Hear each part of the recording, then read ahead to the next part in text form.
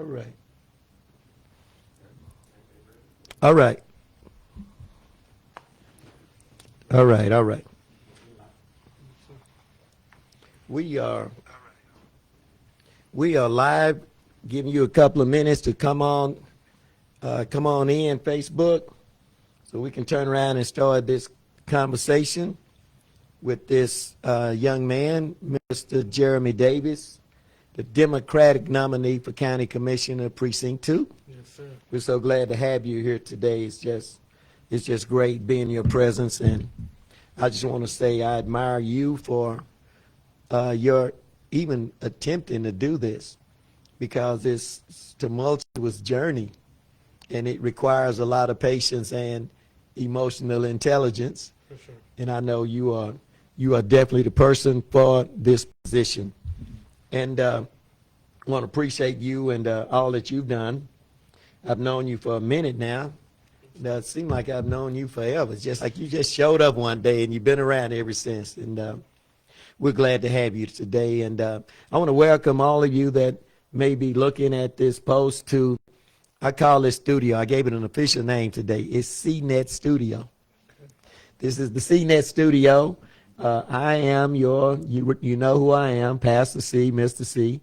And we're located in the Legacy Event Center right here in Hewitt.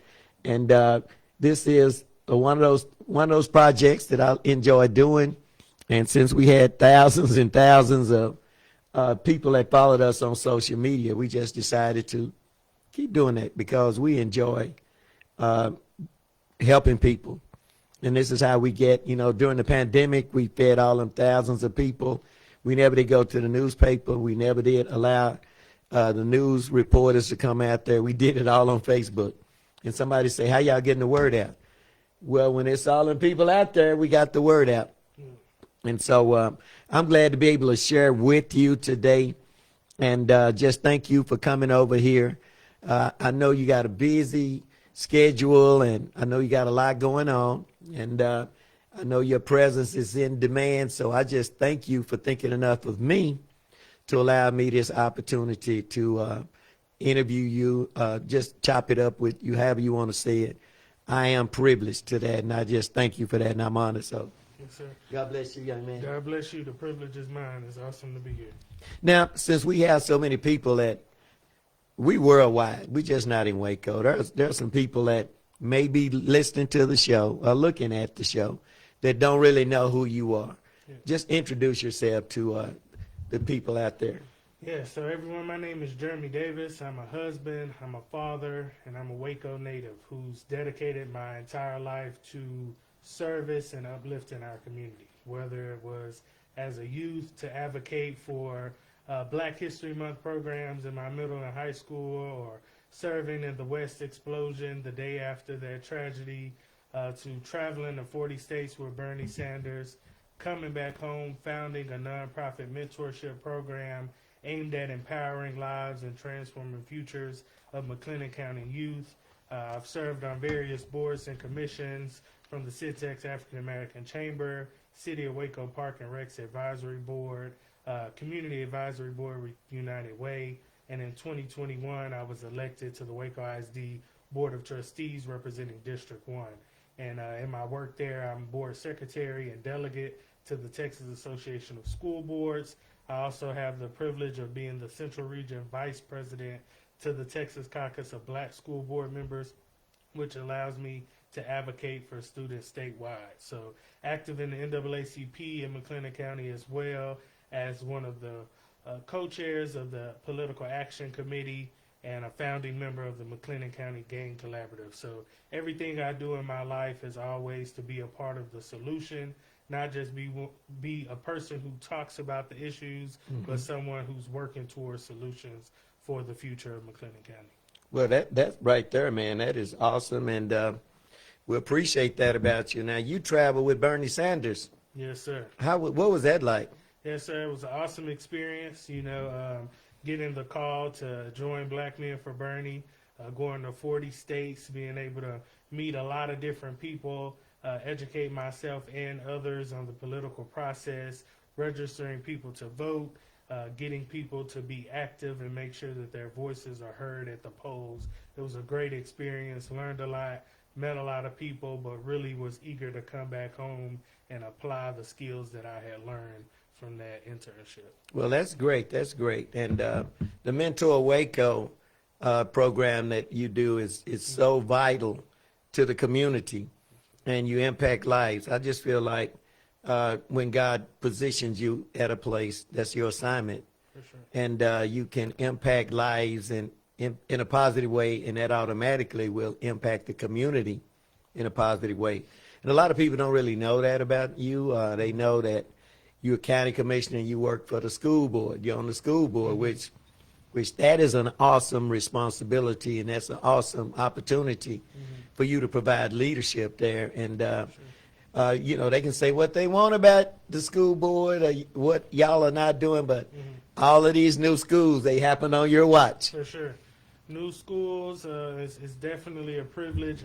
As someone who worked for Waco ISD for a number of years, I was able to firsthand see the impact that the physical structures had on the educational experience for students. So it was a privilege to be able to contribute to building 5 brand new state-of-the-art schools across our community, bringing equity to our secondary campuses so your zip code doesn't define your educational experience, as well as, you know, our CTE programs are doing very well. Our students are being able to graduate ready to enter the workforce the day after they turn the tassel from Waco ISD, and that's what it's all about, being able to break generational curses. Okay, that's awesome, but you're running, what position exactly are you running for at this point? Yes, sir. So I'm the Democratic nominee for McLennan County Commissioner in Precinct 2. Precinct 2 encompasses eastern rural McLennan County. So East Waco, most of North Waco, South Waco near Baylor, Cesar Chavez neighborhood, Bellmead, Axtell, Mart, Harrison Switch, and a small patch of Riesel.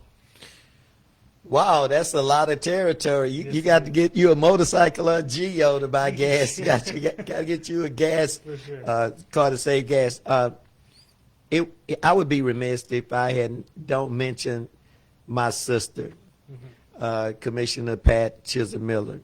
You know, I love Pat with all my heart. She was such a close friend, and she was a servant leader. She served the community, and she had a positive impact. And, you know, we really appreciated her most. We really found out how important she was during the pandemic, because, you know, that pandemic was devastating, and she kept us, you know, in the know. I said I wasn't going to be trying to give out misinformation. I wanted somebody, and every week she gave us and kept us, you know, she saved lives. For sure. And it's a great loss not having her, but what we do know, she used to always say, she said, at some point, I'm not going to be running. I think Jeremy would be good for this position. And so it's almost like she kind of groomed you for doing that. And I used to joke, I say, well, you know, one thing about when Jeremy gets this position, that seat will never be, that's a 20-year job for you.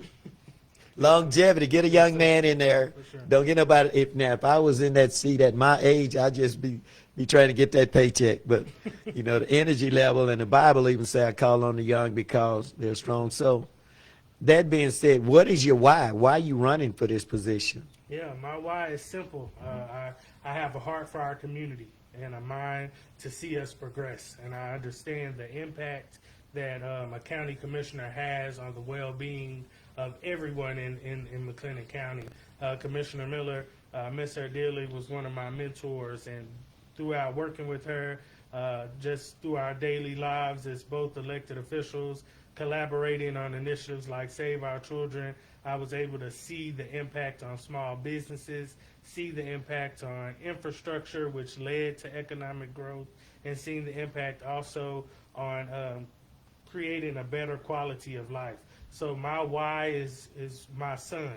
My son Thomas, he's 9 years old, and I want to make sure that the community and the world that he's growing up in is one that he has opportunity and a fair shot at whatever his whatever path he chooses to take in life. So I think my son and all of our children and young adults and older people as well is just to make sure everyone has an opportunity and a fair shot at success. That's great. Now, while you're talking about this, what are some of your policies and what impact do you feel they'll have? Yes, so threefold. It's simple: economic development, infrastructure improvement, and supporting strong community programs. So with economic development, I look to bring more job training and small business grants. The job training so we can have more McLennan County residents, specifically in Precinct 2, who can tap into the economic boom that we see around us and make living wage jobs, have living wage jobs. Also with economic development, small business grants so that people who are have an entrepreneur mindset can start businesses to really be able to build a base of economic power in Precinct 2. Infrastructure, if you travel our rural roads, you will see our county roads are deteriorating because of the base layer of our roads, and I really want to hone in to make sure that we have a robust infrastructure, because with a robust infrastructure we can bring in those big businesses who pay living wage jobs. And then vital community programs, it's a couple things. So one is fair and efficient elections. 2.1 million people in Texas have been purged from the voting rolls. 7,000 in Precinct 2 alone have been scrubbed from our voting rolls, and we just had to fight a battle to keep a voting location in our precinct. So it's a lot of voter suppression is happening around us, and the Commissioner's Court plays a huge role in ensuring fair and efficient elections. In addition to that, another vital community program is, I think, our public health district, making sure that people have access to health care, because you can have all the money in the world, you can have nice roads and nice buildings, but if your physical health is out of whack, it's all for nothing. And then lastly is also mental health. I think we have to focus on mental health and preventative measures to keep the number of people in our county jails down. We're dealing with a lot of overcrowding. We see an uptick in gang activity and violence, and I think we have to be proactive and not just building more jail cells, but making sure that we can end the cycle of recidivism that we see in McLennan County. And that's pretty good. And you covered my next question pretty thoroughly. I was going to talk about the geographical challenge of Precinct 2 being all the way Martin, Riesel, and North Waco and East Waco. Covers a lot of territory. Now, could you tell me what you've observed, some of the major differences? I know in the Martin area they probably need roads, but what have you noticed in the suburban areas? You know, I think my opponent and other people in our community have done a really good job of dividing the urban versus the rural in Precinct 2. But how I see it growing up in the heart of Commissioner Precinct 2, also doing tours and visiting with constituents in the area, as we all want the same thing. So whether we live in East Waco, Belmead, Mart, Riesel, we all want economic opportunities so that we can make living wages to take care of our families. We all want to be safe on our roads and bridges, and we want to attract businesses here that help us grow as a whole. And we all want to have safe environments where we live and raise our families. So I don't think it's too many differences. I definitely know that our rural communities are impacted at a higher rate due to county roads just because of the geographics of where they live, but I think it really boils down to all of us wanting the same thing, and that's opportunities and safety environments and support from our community. That's awesome. That's awesome. Now, what are the things you feel like you need to address immediately? Like, I'm not going to say if you win. Once elected, what is some of the first things that you feel like require immediate attention? For sure. So I think some of the first things that I'll be focusing on is, one, doing a comprehensive evaluation of our roads and bridges. We have to come up with a solution for long-term gains when it comes to infrastructure development. So we have to evaluate our roads and come up with a plan to fix the problems we have now, but look ahead into the future to maintain those roads and bridges. I think another vital piece to be at the top of my docket will be our elections. If we don't have a voice at the polls, if we can't elect officials that hold our ideals and who represent us, then we will be in worse shape than ever. So I think those two are major priorities, and I think infrastructure has to be in place so that we can have economic development. Businesses won't come into our precinct. Small businesses can't get started if they don't have access to sound infrastructure. So I think we start with infrastructure. We start making sure our community programs are efficient and supported, like our public health district and our elections office, and then we move on to building our economic base. I agree with what you said, and you made mention of the fact that I believe it's 6 commissioners. It's 4 commissioners and 1 county judge. Okay, and right now we don't have anybody that look like us serving, and that's crucial, that you have somebody that look like you, that understand your pathway, and grew up over there in East Waco. I believe your background, you grew up in East Waco. Yes, sir. Grew up in East Waco on Sealy Street. Real East Wacoans like to know the streets you grew up in. So I grew up on Sealy Street and East Waco. It's important that we not only have African American on the commissioner's court, but it's important that we have someone who understands the plight of the average precinct 2 resident. So whether that's, I come from a working class family, and currently me and my wife are both working class people. We work every day. We understand juggling responsibilities, stretching a dollar. We understand it uniquely because we're in the thick of it with you all. So I think it's important that we have someone with understanding. I think it's important that we keep a Democrat on the commissioner's court, because right now it's fully Republican.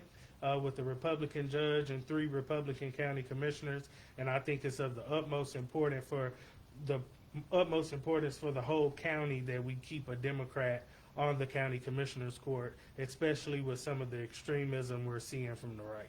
Now let me ask you this: exactly how many different people are campaigning for this position? Yes, so of course we live in America, which is ran by a 2-party system. So I'm the Democratic nominee, you have a Republican nominee, and then you have a write-in candidate as well. And I think it's important to mention again, this seat has been held by a Democrat for the last 30 years who's worked diligently, both of them, Lester Gibson and Commissioner Miller, have both worked diligently to move us forward. And it's important that we keep control of this seat to keep that forward momentum going.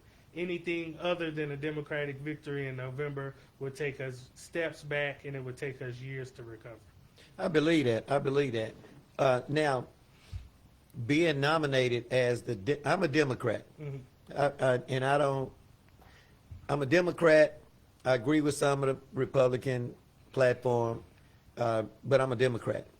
I've always voted Democrat. And so as a Democrat, I'm supposed to support my candidate. For sure. If we are really Democrats, then when we get good candidates here, then we have to support them. Might not agree with some of the things that they say, but we got to give them a chance. Sure. Now, what have been some of I'm pretty sure you've had some negative things thrown at you. Would you like to make mention of some of those negatives? Yeah, I want to say, one, I've received a lot of overwhelming support. So most of the feedback that I've gotten from our community is, Jeremy, we believe in you, we know your work, and we believe in that you will take care of business, and we can go to sleep peacefully at night knowing that you're advocating for us. If any negativity I've heard is in regards to my age, and what I like to say is, it's not about how many years that you've been on earth, but what you've done with those years that God has blessed you. And every year that I've been on earth, from a young child to now, I've used my voice, I've used my energy, I've used my talents to uplift our community and move the needle forward for our people. Well, me being an older guy, I hate seeing our young people like you that become qualified to really impact, and they have to move off because they're not given an opportunity or not given the support that they need. Because you could very well go 90 miles north or south, triple your income, and all of that. But you've decided to stay here and work and be a part of this struggle. So you kind of put your financial portfolio definitely on the back burner to stay here to do this, because if you were doing this in Dallas, Austin, or anywhere else in the country, you would be, making the money. So I admire you for staying here in Waco, because most of our young people, they go where they can get the money.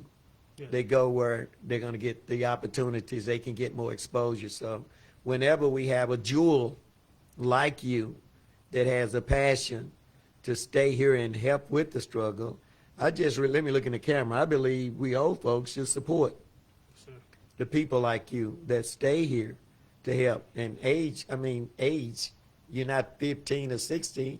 You're old enough for them to put a gun in your hand and send you across the seas to kill for them. For sure. You've accomplished more than the other candidates. I don't even see them. I don't know what they're doing. I'm not worried about that because I believe in you. I've seen you in working. And it's a negative, one thing I do know, anytime you're trying to advance, somebody go find something. If that's all they can say about you is his age, you've never been locked up. No. You never been in any kind of trouble. No. So if that's all the negative that you're getting, you're well on your way. For sure. Because everybody can't say that. You start messing up when it hit the fan, the vetting starts, the opposition research disqualifies a lot of people. Yeah. Disqualifies a lot of people, and it creates a situation where it might just block votes that would have come here. The last race, I don't think Commissioner Miller won by a landslide. No. It was pretty close. Yeah. And so we can't afford to be splitting votes right now. If we Democrats, let's be Democrats. For sure. Let's get this seat. Let's keep this seat. Yeah.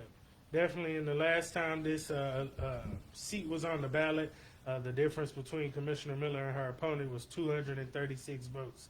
And that is purely due to a lack of voter turnout. So it's important that we check our voter registration status, go to votetexas.gov to ensure that you weren't purged from the voter rolls. After you ensured that you are registered, it's important that you do get out and vote. Early voting starts October 21st through November 1st, and then Election Day is on November 5th. It's important also to say, I hear a lot about our vote doesn't count. We vote for the president and then the electoral college. There is no electoral college in state and local races, so every vote counts. Like I said, 236 votes is a very slim margin. So I'm asking everybody to vote, but join us in the Me+3. Take at least 3 friends or family members with you to the polls to ensure a victory in November. Now let me ask you this. How do you get purged off the voter list? Yeah, so technically, you're supposed to have not voted in a certain amount of time. So you've missed a few elections, or they've sent paperwork to your house and you didn't respond in the allotted time. There's a couple lawsuits I know from the NAACP and LULAC and a couple other organizations, because in the state of Texas, it seems like the purge was targeted at certain areas that are normally Democratic strongholds. For example, like I said, over 7,000 people being purged in my precinct alone. So it's just important that we continue to educate ourselves. It's important that we check our voter registration status. It's important that we ensure that we're not letting anyone take our voices from us, because that's what your vote is. It's your voice. It's your time to be heard, and it's the most impactful way that you can be heard in the United States is voting. Now, I believe you have an event coming up this week. Yes, sir. Have an event. What is that all about? Yes, sir. I appreciate you. So on Saturday, we will have a fundraising dinner for my county commissioner campaign at the Palladium from 6 to 8 p.m. I encourage everyone to get your tickets. Thursday will be the cutoff to buy those tickets, but we will have entertainment, food, and you will be able to hear from various community members about the impact of the work that we're doing and our vision for Precinct 2. And, a plated dinner is always a good good way of just coming around, getting to know you, and to raise money. Yes, sir. Because I know it. If you had the money, you could do television. Yeah.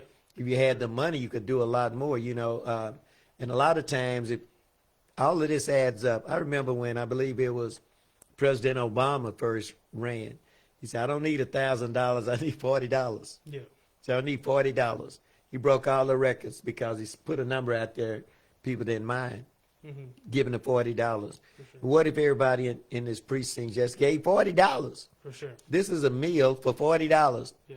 You get to dress nice, have entertainment, go to the Palladium, and have a $40 meal.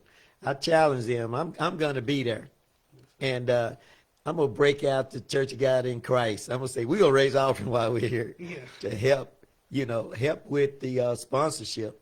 Sure. And I'm going to challenge everybody that's there for $100. I'm going to give $100, make sure my wife have $100 because we both going to be there. I don't want to be one of those persons that do a lot of talking. Now, one thing about you is, I appreciate this about you. Your video match your audio. Yeah, for sure. Your video match audio. And somebody asked me about, who is this guy that you're talking about? I say, well, I'll tell you what, he's the one that came up with this and that. And I say, every time we have had a food distribution, you were there. Even when you were not running, campaigning for a position, you were there. I remember Thanksgiving, you're there with Mentor Waco. You're doing all of that. And so you're busy in the community. And it's easy for me to support people in the community that's working. And I know who's out there working because I'm out there working. For sure. And just to have you still around here doing that. Do you ever think about leaving Waco? Oh no, I think it's important that Wacoans, even my students, I teach them. I have one that graduates in the spring from Tarleton State who came through Mentor Waco, and and one thing I always drill into my kids is you go off and you find success, but you come back and you invest in our community. If we all do that, we can really break a lot of the generational curses, a lot of the systemic issues. We can take care of it ourselves if we reinvest into our community. So I'm here to stay. I will continue to work as long as God allows me. The only way I would ever leave is if the citizens of Waco ask me to serve and represent them in a different capacity, but I'm here to stay. Now, out there, what you're doing is kind of crossing both paths because this is who you are. You're a servant. With the violence in our city, and most of the shooters are teenagers. And somebody was telling me, man, Waco is deadly.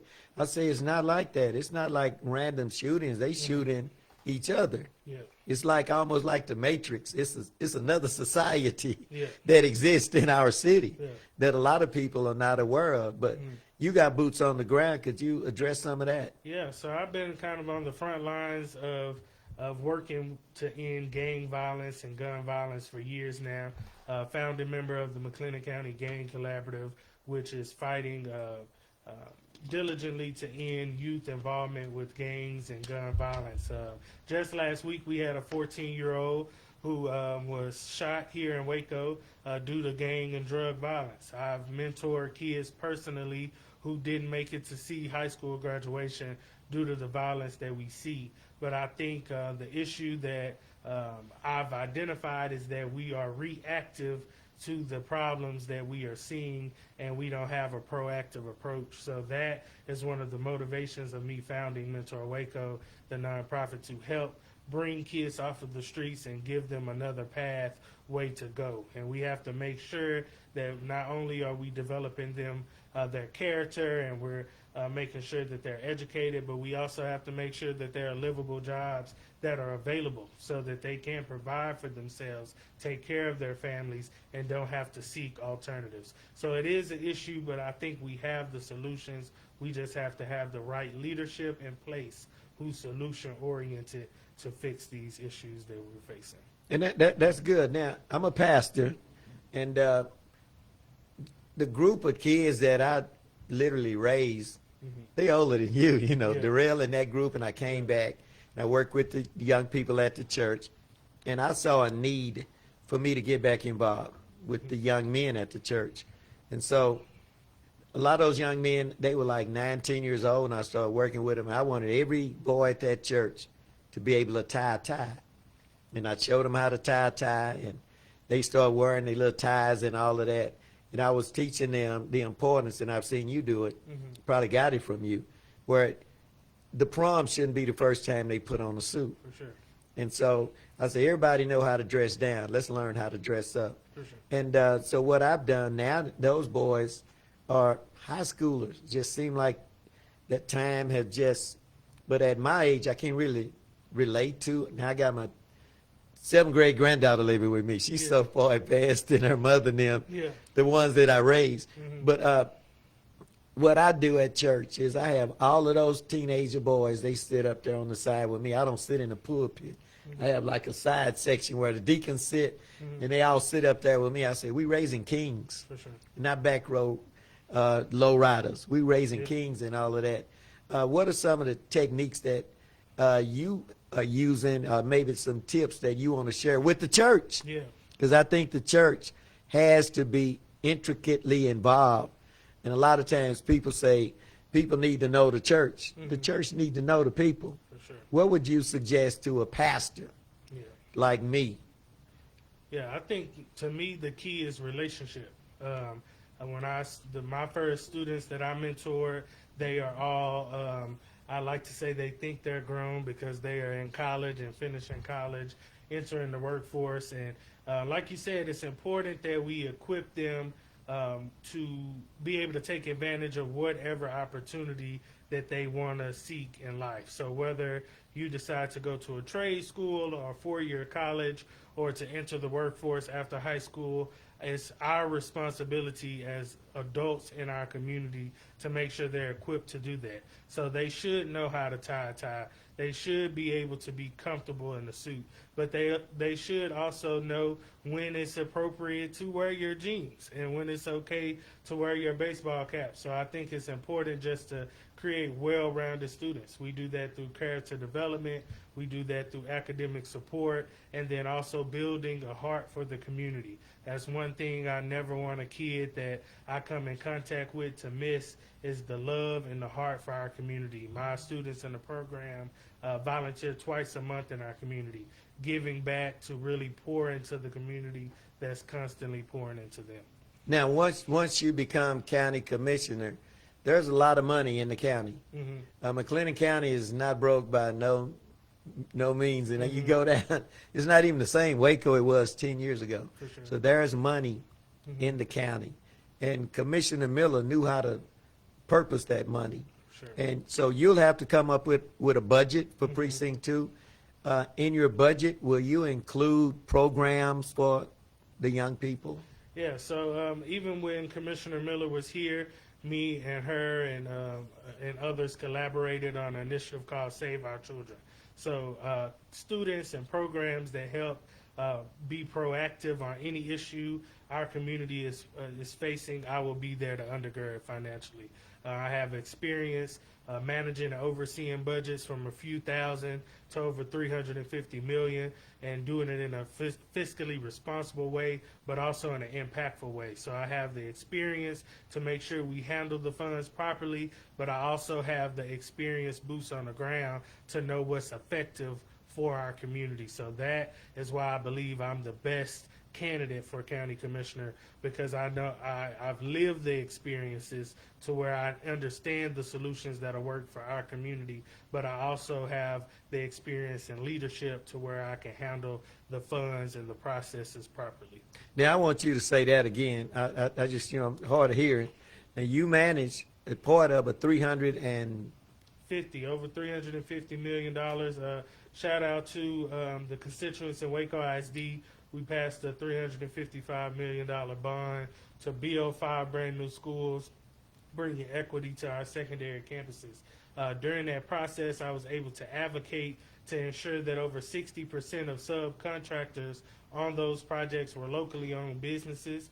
And I think that's very important because we're keeping our tax dollars in my opinion, where they belong right here in McLennan County. So we're ensuring that our local contractors, our local students who've now started their own businesses, who decided to join our workforce, have opportunities that we are creating here.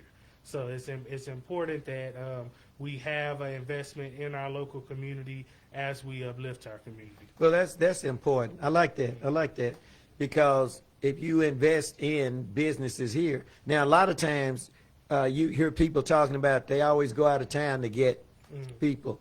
Well, ramp your game up. For sure. We still are, we are looking for deals, and we want we are people that are Be competitive. be competitive, Mhm. and also don't underestimate. Sometimes I would be at businesses or people I would go because they friends and they forget I'm there to be served. I'm not there. Yeah. Why you not bringing me no more tea? Yeah.